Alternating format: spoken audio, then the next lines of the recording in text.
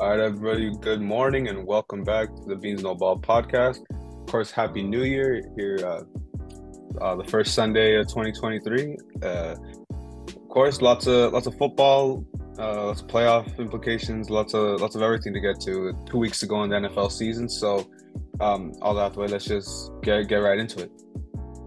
Yeah, so we got this week and then one more week of regular season NFL football. It's very important these last couple of weeks. Lots of playoff implications on the line, lots of seeding implications on the line. So it all comes down to these last two games, and let's finish strong. And obviously, I got a pretty other nice setup for now since I have more family over. So this will probably be the setup for hopefully not for the remaining episodes, hopefully, but setup's pretty nice. But let's just get started. So start off with the NFL news as usual. So excuse me. So a new report by Ian Rapoport, Trevor Lawrence will be listed as questionable for today's game. So it will be a game-tying decision. If he doesn't play out of this game, won't matter realistically since the Jaguars' chances really do come down to next week's game against Tennessee, since that will be the tiebreaker for the division. So if Trevor doesn't play, this game really wouldn't matter. But, it would always be good to get this win just for seeding implications. Yeah, and I mean, even regardless for seeding, they'll still I'm pretty sure locked up for the 4th seed, but still obviously they want to play at their highest level, and you don't want to risk resting guys and they won't be ready for next week. It kind of just depends on how you look at it. Of course, more quarterback news. Obviously the Cardinals have been out with Kyler Murray for a couple weeks. They won't be going back to Trace McSorley after last week, and Colt McCoy is experiencing more and more concussion symptoms. So Cliff Kingsbury did announce that they will be going with a 4th quarterback for this season, which will be David Blau, kind of a journeyman. I believe he was with the Lions and the Raiders for a couple years in the before, but that's what the Cardinals are going with against Atlanta. And I mean, obviously both team seasons over, but kind of just to let them see what they can do. See if David Blau can show something to be a backup for the Cardinals in the near future. Yeah, so just a lot going on with the Cardinals, especially after Kyler going down. The whole season was a whole collapse. So it's pretty much looking like they're going to be rebuilding again. So, and especially with Kyler, going to have to recover from that ACL injury. So let's see how that goes. On another injury-related note, Lamar Jackson has been determined not to start this game as well. So he will still be on the injury reserve for now. Hopefully he's looking to possibly come back next week. But sadly, this is a very important game against the Pittsburgh Steelers.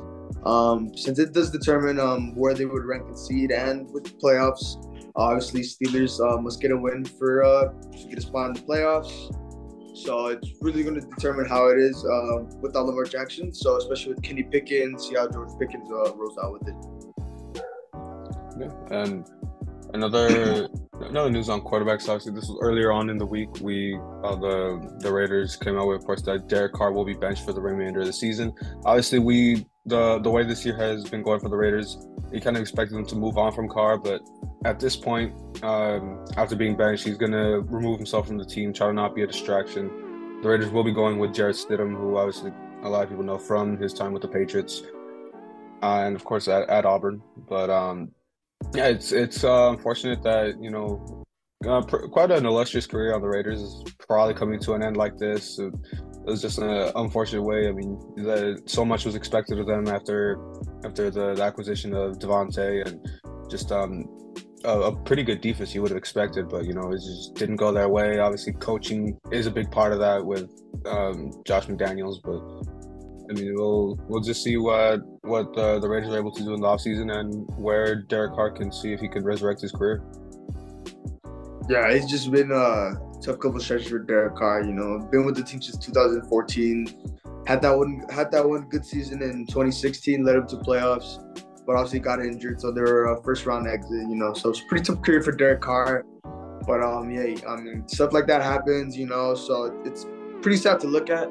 I know Raider fans are probably saddened by it too, but most likely his time with the Raiders in Vegas is probably done for, and Raiders will be seeking trade offers, and they will be receiving trade offers from during the offseason. So that will probably be another episode for us to talk out during the offseason. So obviously, well, pointing that out, future Colt Derek Carr. So that's probably one of my designated destination from the Colts, since the Colts quarterback is very situated. On a non-injury related note, Jerry Jones finally shut down the Terrell Owens rumors. It was reported earlier this week that Terrell Owens said that he is very 100% to go and would actually like to be joining the Cowboys. Honestly, everyone obviously came to the conclusion it was a publicity stunt. It's not a publicity stunt, but people are realizing that it could possibly just be a publicity stunt for playoffs. But Jerry Jones debunked everything and said he is not interested in signing him. So that is probably a good relief for the team, since he is, I think, 39 years old. So it really wouldn't be contribute anything. I believe he was 49 actually. So. Oh, 49. I'm excuse yeah, because that would make him the oldest player in the league. Yeah, so he's old. He's young. So yes, 49. Yeah, no, I mean, you wouldn't expect that to happen regardless. But I mean, it was just like a funny little news article to read yeah. And I guess to close this out, just some non-NFL news, but of course, just some football news. Last night was the big college football playoff. We saw a bunch of great games. TCU surprisingly beating Michigan, which they were up big at halftime. Michigan stormed back, and the Horned Frogs were able to maintain, and they're in the national championship. See what they could do against Georgia, of course, the defending champions, who won a thriller against Ohio State. They also came from behind and won it on absolutely shanked missed field goal by the Ohio State kicker. I believe it was like 50 yards, and he missed it by about 30. So Georgia against TCU, we'll probably give a quick mention of that in a future episode once that game happens. I believe it's January 9th. So keep to look out for that. And let's move it right along to Cash or Trash. Last week, I guess you could say, was probably one of our worst takes ever into Cash or Trash. So just get right into it. Christian, for you, with Jamal Williams, Lions running back, obviously we expected better from him against the Panthers, and quite a disappointing game overall for the Lions. He only got 3.4. I got a pretty sad win with J.K. Dobbins only getting 5.9, but at that point, a win's a win. Yeah. And as for trash, our trash picks ended up doing miles better than our cash picks, as you did take this one, since Jared McKinnon did get 12.8, and me thinking Tyler Algier was gonna just have a chitter against the Ravens, he got 15.7. So obviously you made the right call there. And yeah, so I guess let's move it right along, Christian. Let's introduce this week's position group. Yeah, so obviously, y'all already know how we do Catch the Trash. We go by every position group, not including offensive line and kicker. So we just rotate every single week, but obviously we don't choose the same players. We choose new players each time. So this week we're starting with the receivers. So for my cash receiver, I have Devonta Smith. I was gonna go with AJ Brown, but I think I picked AJ Brown in a past episode, so I will be going with Devonta Smith. He had a good game against the Cowboys. He secured 2 touchdowns against them. So obviously, kind of making a nice little bounce back. Not really a bounce back, but kind of finally getting in his groove again, especially coming playoff time. And in the reporting game against New Orleans this week. Not necessarily just for, like, I guess it's because it's against New Orleans, just for the number 1 seed. Obviously, Cowboys are behind them, 1 game behind them. So obviously, Philly needs to lose out, as the Dallas needs to win out to secure that 1 seed.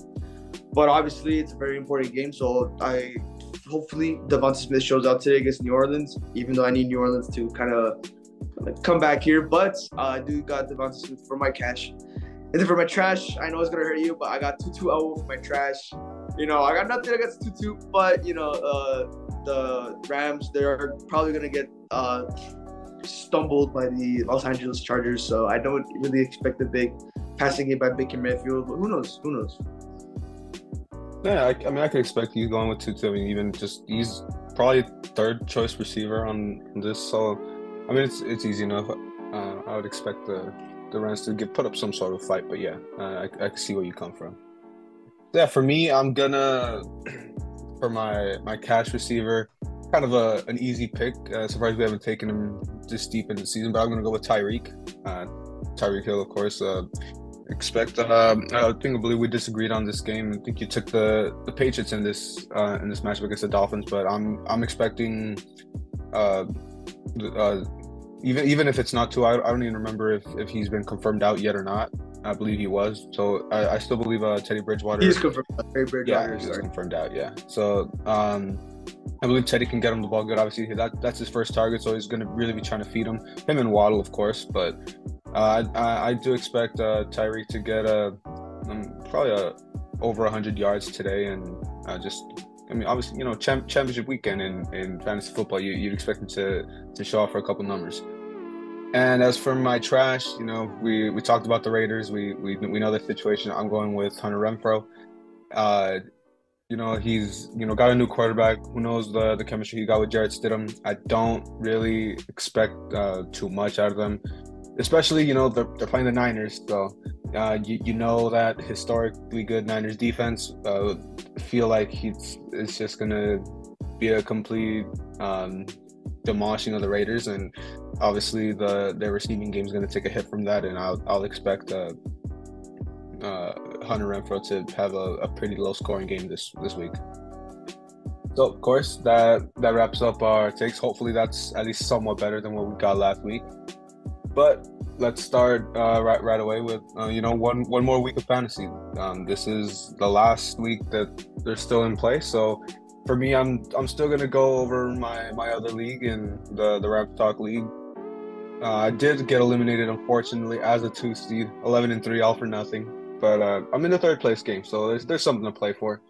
So most of the same teams coming back. Got Mahomes at quarterback. They're playing Denver, so I do expect just another masterclass from him, just as he did a couple weeks ago. Defense didn't show out too good, but I'll expect Mahomes to play pretty good there. Nick Chubb as my running back. They're playing the Commanders, which they can actually sometimes be kind of decent at stopping the run, but I still expect Nick Chubb. He's been my best guy this year, and he'll probably pull out a good game. And of course, back to the Chiefs with Isaac Pacheco. He's been a surprise this season. I kind of kept him in my back pocket, wondering if the Chiefs were going to start utilizing him, and I guess for like 5 weeks ago, he kind of really started showing out and showing what a great asset he can be on a playoff team like the Chiefs. For my receivers, I'm going with Keenan Allen, and of course with DeAndre Hopkins being out, I had to resort to my next backup option, which was Jerry Jeudy. And he is questionable at the moment, so we'll see if he does play against the Chiefs. But I'm expecting him to play, so I think Jerry Jeudy can have enough. I mean, it's the Chiefs, so who knows what he can get. But yeah, and of course for Keenan Allen going against my Rams, hopefully he doesn't get too much of a big result, but I mean, he's probably going to do something. My tight end is Dawson Knox. I did pick him up a couple weeks ago and kept riding him on my bench since he wasn't too much of a factor in the Bills game. But I mean, he randomly decided to go off last week, so I really could have used him. But let's see. I mean, hopefully he can have somewhat of the same numbers on Monday against the Bengals. Michael Pittman at the flex. They're playing the Giants. It's the Colts. Who knows what situation he's going to be able to help me in? But that's just for my flex. I do expect to just keep him or see what I do. For my kicker, of course, Daniel Carlson, the best kicker in the league. Let's hope he can get something going if the Raiders can even get him into field goal range, but we'll see about that. And for my defense, you know how I like to rotate them. I went out and picked up the Jaguars defense. They're playing the Texans, so I would expect them, their playoff implications. They're playing with a lot of fire, so I expect a really sound game for the Jaguars. Yeah, so at least you're still alive in your other league. Luckily for me in our league, I still got some hope left with the final one. So hopefully we can also pick the fantasy punishment for the losers. So, but obviously we'll leave that for another episode. So obviously with me, I have a 33-point head start. So hopefully that really contributes to a win. So obviously I had Dak Prescott. He only got me 12 points, I think, 9 or 12 points. I just checked, but I checked earlier, but I already forgot. But obviously, that interception did hurt again. But obviously, I'll talk about that for the last minute takes. Who else? Zeke got me 9.7. I mean, he had a pretty off game. Got a touchdown. That's the only reason he helped me. And then the defense got me 9 points. So I mean, that's something at least. So, and then for my my first running back, I have Aaron Jones once again. Obviously, Aaron Jones has been doing well when he's on my bench. So hopefully, he gets me at least a decent amount of points this week. For my 1-2 punch-out receivers, I got obviously Jay Jettis and A.J. Brown. Those are my fantasy carriers the whole season, especially Jay Jettis, honestly, with the historic run.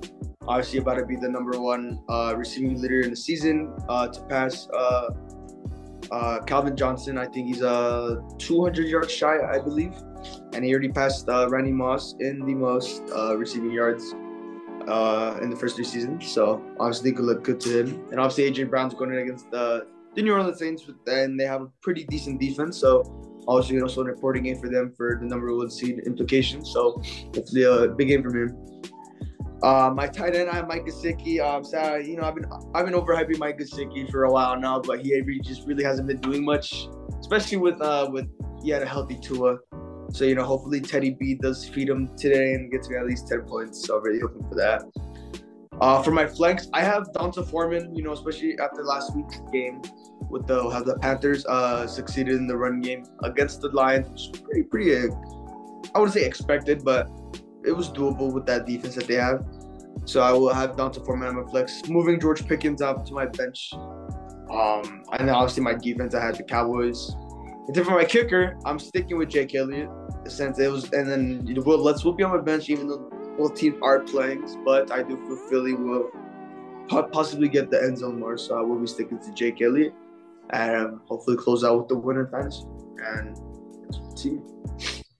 Yeah, I mean, obviously, both of the fantasy season didn't really go our way, but just stick it out, kind of just give our takes at least, and move on. Hopefully 2023 comes with a better fantasy season for us.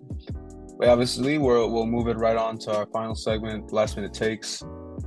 So for my Rams,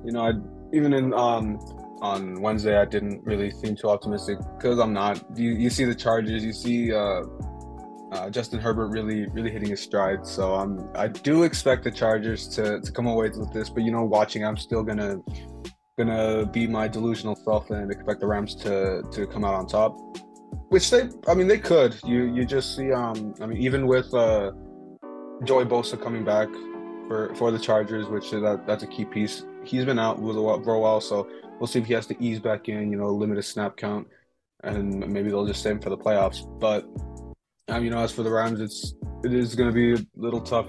Our biggest asset from last week, Tyler Higbee, he is questionable, just listed last night. And of course, another big key on defense, Leonard Floyd he's also questionable. So we'll see if either of those two, if they both have to miss, then it is going to be a little harder. But I do see a possibility where my prediction is wrong, and obviously I'm holding out for that. Hopefully the Chargers stumble. Brandon Staley makes some poor coaching decisions like he has been. Help us out. The former Rams OC, I believe he was, or DC. But yeah, I would expect Baker to have a decent game. The Chargers defense isn't nothing special. I do expect a close game for the most part. I'm probably 20 to 27, anywhere around there. High enough scoring, but nothing crazy. These offenses aren't the best, but I hope you could. Our last game at SoFi, even though it's on the road, but I would like to see the Rams close it out with a victory here. Yeah, so obviously both our teams had different outcomes with this season. So luckily, my Cowboys have been striving really good this season. Obviously, with some major flaws, especially in December. Dak Prescott with the interceptions, even though, obviously 7 of those picks were not deemed the quarterback's fault. So, most of them were just off the receiver's hands. But I will, there were some little overthrows, underthrows. But still, regardless, it's still some of his receivers' faults, especially that pick six against Philly did hurt, and then 2 interceptions against the Titans against that team that had many injuries that should have been expected a blowout, which pretty embarrassing to say. It was a boring, very boring game. I was bored myself. I'm like, we're winning. I'm just like, cool. But other than that, I mean, Dak Prescott's been playing phenomenal. Other than those interceptions, he's been leading the offense back. I think we're pretty much almost number one in everything, offensively wise, stat wise. Points per game, yards per game. So I mean, that's something. Thank God for when he come back. But obviously, he's got the interceptions that must clear up before come playoff time, because we will most likely be playing the NFC South winner, Carolina, or the Bucks on the road. So obviously, Dak Prescott, he's got to lay there with his interceptions, and obviously the receivers have to be making those catches. Cannot be running some lazy routes or letting the balls come off their hands. Can't be having that. But I do feel that Dak Prescott and the whole team will make a bounce back come playoff time. Hopefully, instead of being the yearly one and done done with the first round as we're known for. Hopefully we can make a change for that, especially with this team, if the whole pieces around it, obviously they can make a huge run. It just really depends on how the coaches coach and how the players play. And Kellen Moore too. Kellen Moore is going to have to step up and not be inconsistent with his play calling. No more screens on second and third long. No more running Zeke up the middle. Stuff like that. Simple stuff like that. No RPOs. No, like pitches, halfbacks, RPOs. Obviously, the stuff that really doesn't work with us. We don't really have we're not really fit for that. That's not really our scheme. But I mean, obviously on defense-wise, defense has been playing phenomenal for the most part, forcing turnovers, getting stops.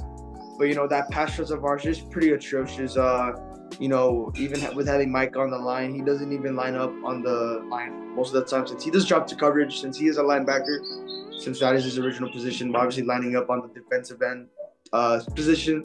So we really can't be having him play the end the whole game. Obviously dropping to coverage, especially with our cornerback situations. Our two main guys, Jordan Lewis, who was out against the Detroit, who got out with I think it was the Detroit Lions or the Chicago Bears with the Lindstrom foot injury, so that cost him the season. And then Anthony Brown, I think it was his ACL. I don't exactly remember what. But yeah, Anthony Brown, he's done so. Even though Anthony Brown not really having such a great season, man coverage specifically, zone coverage has been playing well. So hopefully he does make a comeback next season. As for that, I do expect a lot of playoff implications before and obviously in the next couple of weeks, especially since we do need to beat Philly and everything. Not beat Philly.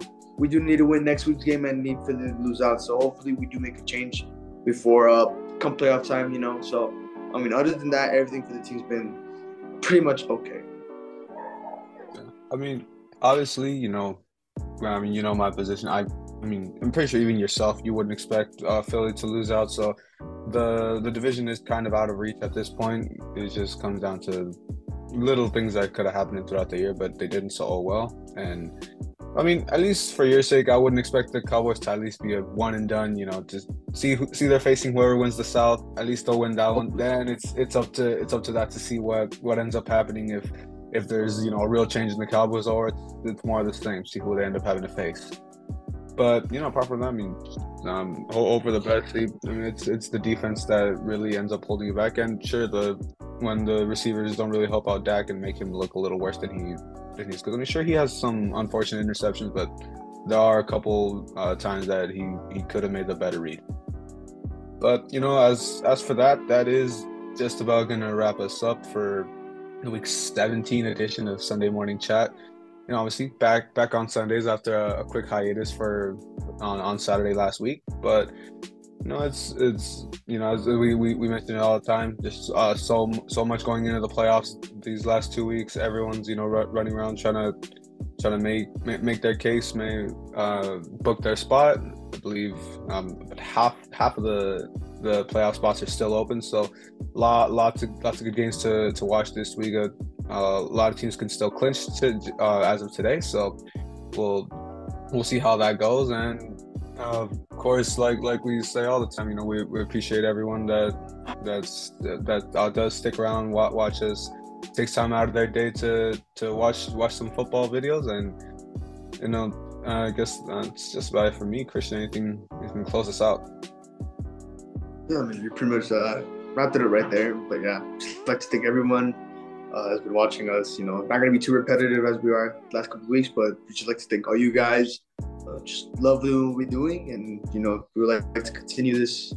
And with enough being said, we'll see you guys later this week for episode 19.